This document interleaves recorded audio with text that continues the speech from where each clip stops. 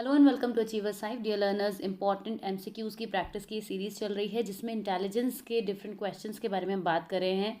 These are important for any kind of competitive examination where intelligence is going to be a topic.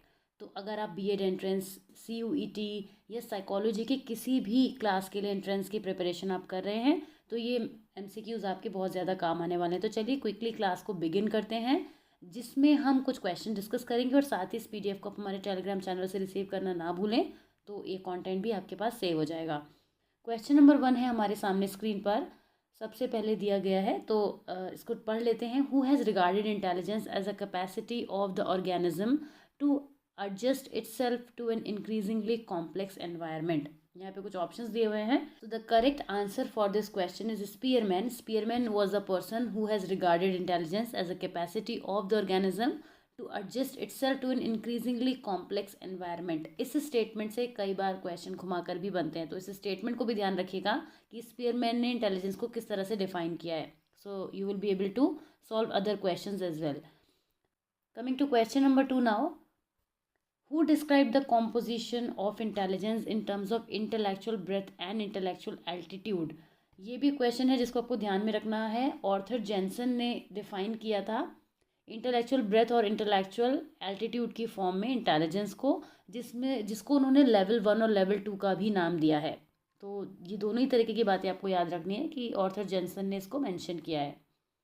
Coming to question number 3, according to Wechsler, intelligence is global because it characterizes the individual's behavior.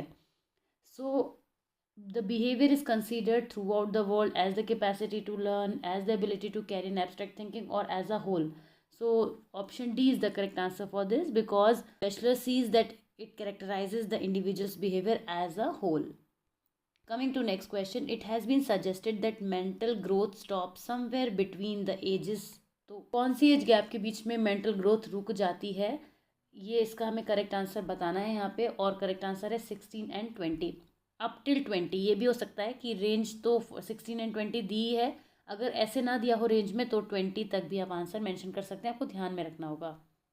Question number 5, mental age reaches its maximum limit by about the age of which one. तो वही question जिसकी मैं भी बात करी थी, देखिए यहाँ पे दूसरी लैंग्वेज बदल कर आ गया है। Let's do it properly. Question number 5 का आंसर हो जाएगा ऑप्शन डी 20, जिसकी भी हमने बात की थी। तो मैक्सिमम लिमिट इसकी जो है वो 20 हो जाती है और रेंज की फॉर्म में 16 to 20 हो सकता है, 18 to 20 भी हो सकता है, तो ध्यान में रखिएगा इस चीज़ को। Which type of test of intelligence was developed when people of different languages और illiterates had to be tested. आप देखिए ऐसे लोगों को जब हमको इंटेलिजेंस टेस्ट अप्लाई करना है जिनके साथ लैंग्वेज की प्रॉब्लम है और वो इलिटरेट भी हैं, तो जाहिर सी बात है हम इनमें से कौन सा इजीली कर सकते हैं, नॉन वर्बल टेस्ट ही वो हो सकते हैं। रीजनिंग के लिए लॉजिक चाहिए, नॉलेज चाहिए, वर्बल तो बिल्कुल नहीं हो सकते, आईक्यू टेस्ट भी नहीं हो सकते, तो नॉन वर्बल ही ऑप्शन बचा। अगर नॉन वर्बल के अलावा परफॉर्मेंस टेस्ट भी आंसर हो सकता है, बट अगर वो ऑप्शन में हो तब। तो क्वेश्चन नंबर 6 का आंसर हो गया हमारे पास C. Question number 7, non verbal test are also called.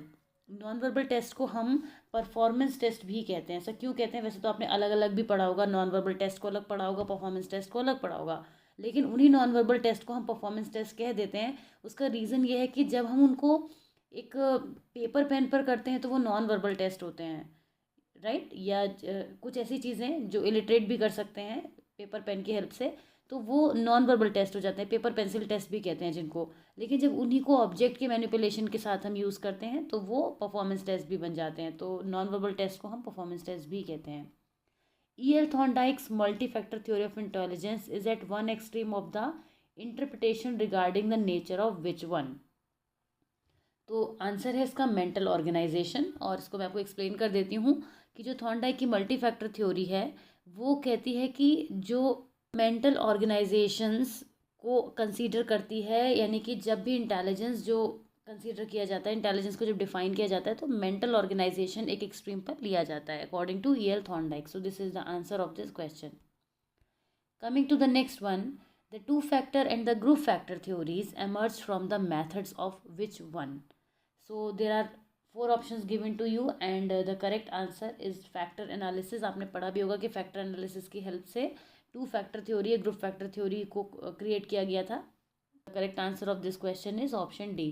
Last question of this PDF is the first scale devised primarily to identify mentally deficient children in the schools of Paris is known as which one? So the correct answer is option B, the Binet-Simon scale.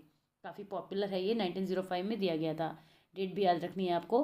और साथ ही आप देख सकते हैं कि इनके answers भी यहाँ पर हैं। और इस PDF को हमारे टेलीग्राम चैनल से रिसीव करना मत भूलिएगा।